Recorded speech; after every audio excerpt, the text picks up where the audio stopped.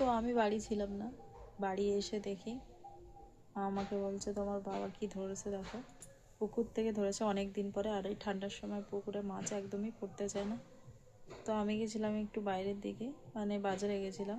তো এসে দেখি মা বলছে এখানে আছে। তো ভাবলাম তোমাদের সাথেও শেয়ার করি, অনেক দিন ভিডিও টিডিও দেওয়া হয় না, একটু কাজের চাপের জন্য। তো চলো তোমাদের দেখাই। এই ব্যাগটার খোলা আছে, তো দেখো তোমাদেরও দেখাচ্ছি আমাদের পুকুরের। এই দেখতে পাচ্ছ, এটা আমাদের পুকুরের মাছ, এত বড় মাছ। আজকে